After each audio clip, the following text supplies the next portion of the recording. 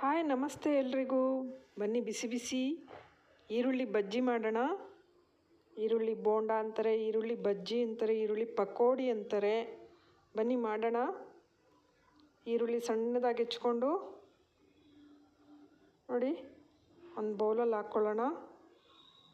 ಉಪ್ಪು, ಒಂದು ಸ್ವಲ್ಪ ಅರಿಶಿನ ಹಾಕಿ ಚೆನ್ನಾಗಿ ಕೈಯಲ್ಲಿ ಮಿಕ್ಸ್ ಮಾಡೋಣ. ಚೆನ್ನಾಗಿ ನೀರೆಲ್ಲ ಹೊರಗಡೆ ಬರಬೇಕು, ಆ ಥರ ಇಸ್ಕಬೇಕು ನೋಡಿ. ಆ ಥರ ಮಾಡಿ ಇವಾಗ ಎರಡೇ ಮೆಣಸಿನ್ಕಾಯಿ ಸಣ್ಣದಾಗಿ ಹೆಚ್ಚಿರೋದು, ಕರ್ಬೇವಿನ ಸೊಪ್ಪು ಸಣ್ಣದಾಗಿ ಹೆಚ್ಚಿರೋದು, ಕೊತ್ತಂಬರಿ ಸಣ್ಣದಾಗಿ ಹೆಚ್ಚಿರೋದು, ಜೀರಿಗೆ ಸ್ವಲ್ಪ, ಖಾರದ ಪುಡಿ 2 ಸ್ಪೂನು,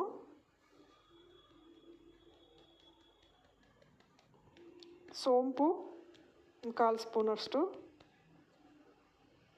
ಅದನ್ನು ಸ್ವಲ್ಪ ಕೈಯಲ್ಲಿ ಇಸ್ಕಿ ಕ್ರಷ್ ಮಾಡಿ ಹಾಕೋಣ.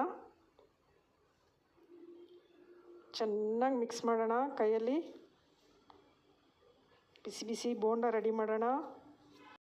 ಎಲ್ಲ ರೆಡಿ ಮಾಡಿಟ್ಕೊಂಡ್ರೆ, ಹೆಚ್ಚಿದ್ದು ಎಲ್ಲ ರೆಡಿ ಮಾಡಿಟ್ಕೊಂಡ್ರೆ ಬೋಂಡ ಮಾಡೋದಕ್ಕೆ 10 ಮಿನಿಟ್ಸ್ ಸಾಕು. ಬಿಸಿ ಬಿಸಿ ಬೋಂಡ ರೆಡಿಯಾಗಿ ಹೋಗುತ್ತೆ ನೋಡಿ. ಈ ಥರ ಎಲ್ಲ ಕಲಸಿಟ್ಕೊಳ್ಳೋಣ. ಇವಾಗ ಕಡಲೆ ಹಿಟ್ಟು ಹಾಕ್ಕೊಳ್ಳೋಣ. ನಾನು 2 ಬೊಗಸೆ ಅಷ್ಟು ಹಾಕ್ಕೊಳ್ತಾ ಇದ್ದೀನಿ ನೋಡಿ. ಕಡಲೆ ಹಿಟ್ಟು 2 ಬೊಗಸೆಯಷ್ಟು, ಅಕ್ಕಿ ಹಿಟ್ಟು 1.5 ಸ್ಪೂನಷ್ಟು ಹಾಕ್ಕೊಳ್ಳೋಣ. ಸ್ವಲ್ಪ ಕ್ರಿಸ್ಪಿನೆಸ್ ಬರೋದಕ್ಕೆ ಮಿಕ್ಸ್ ಮಾಡೋಣ ಚೆನ್ನಾಗಿ. ಒಂದು ಸ್ವಲ್ಪ ನೀರು ಹಾಕ್ಕೊಳ್ಳೋಣ. ಪಕೋಡಿಗೆ ನೀರು ಜಾಸ್ತಿ ಹಾಕಬಾರ್ದು. ಸೋಡಾ 1/4 ಸ್ಪೂನಷ್ಟು ಹಾಕಿ ಕಲಿಸ್ಕೊಳ್ಳೋಣ ಮತ್ತೊಂದು ಸಲ. ಇವಾಗ ಬಿಸಿ ಎಣ್ಣೆ 2 ಸ್ಪೂನಷ್ಟು ಹಾಕ್ಕೊಳ್ಳೋಣ. ಮತ್ತೊಂದು ಸಲ ಕಲಸೋಣ. ಪಕ್ಕದಲ್ಲಿ ಇಡೋಣ.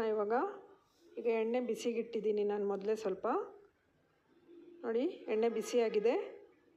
ಇವಾಗ ಪಕೋಡಿ ಬಿಡೋಣ. ಅದಕ್ಕೇನು ಶೇಪ್ ಇರಲ್ಲ, ಸುಮ್ಮನೆ ಸ್ವಲ್ಪ ತೆಗೆದು ನೋಡಿ ಆ ಥರ ಎಣ್ಣೆಗೆ ಬಿಡೋದಷ್ಟೇ. ಸಂಜೆ ಟೈಮಲ್ಲಿ, ಚಳಿ ಟೈಮಲ್ಲಿ ಕಾಫಿ ಟೀ ಜೊತೆ ಇದನ್ನು ಮಾಡ್ಕೊಂಡು ತಿಂತಾಯಿದ್ರೆ ಅಷ್ಟು ಖುಷಿಯಾಗುತ್ತೆ.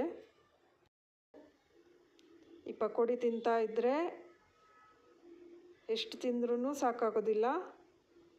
ಇಲ್ಲಿ ಈ ಥರ ವಾರಕ್ಕೆ 2 ದಿವಸ 3 ದಿವಸ ಮಾಡ್ತಾನೇ ಇರ್ತೀವಿ. ಒಂದೊಂದು ದಿವಸ ಈರುಳ್ಳಿ ಪಕೋಡಿ, ಒಂದೊಂದು ದಿವಸ ಹೀರೆಕಾಯಿ ಬಜ್ಜಿ, ಆಲೂಗಡ್ಡೆ ಬಜ್ಜಿ, ಮೆಣಸಿನ್ಕಾಯಿ ಬಜ್ಜಿ, ಈ ಥರ ನಮ್ಮ ಮನೇಲಿ ನಡೀತಾನೇ ಇರುತ್ತೆ. ಮಧ್ಯ ಮಧ್ಯ ತಿರುಗಿಸ್ತಾ ಇರಿ. ಸ್ವಲ್ಪ ಹೊಂಬಣ್ಣ ಬರೋವರೆಗೂ ಫ್ರೈ ಮಾಡ್ಕೊಳ್ಳಿ ನೋಡಿ. ಇದಾಗಿದೆ. ಇವಾಗ ತೆಗಿತಾ ಇದ್ದೀನಿ ಪ್ಲೇಟಿಗೆ. ಗರಿ ಗರಿಯಾಗಿ ತುಂಬ ಚೆನ್ನಾಗಿ ಬರುತ್ತೆ. ಅದಕ್ಕೆ ಸ್ವಲ್ಪ ಸಬ್ಬಕ್ಕಿ ಸೊಪ್ಪು ಸೇರಿಸಿದ್ರೆ ರುಚಿ ಇನ್ನೂ ಚೆನ್ನಾಗಿರುತ್ತೆ. ನಮ್ಮ ಮನೇಲಿ ಇರಲಿಲ್ಲ, ಸೊ ನಾನು ಹಂಗೆ ಮಾಡಿದ್ದೀನಿ ನೋಡಿ. ಸೂಪರಾಗಿರೋ ಈರುಳ್ಳಿ ಪಕೋಡಿ, ಬಿಸಿ ಬಿಸಿ ಈರುಳ್ಳಿ ಪಕೋಡಿ ರೆಡಿ ಆಯಿತು. ತಿನ್ನೋಣ ಬನ್ನಿ. Thanks for watching.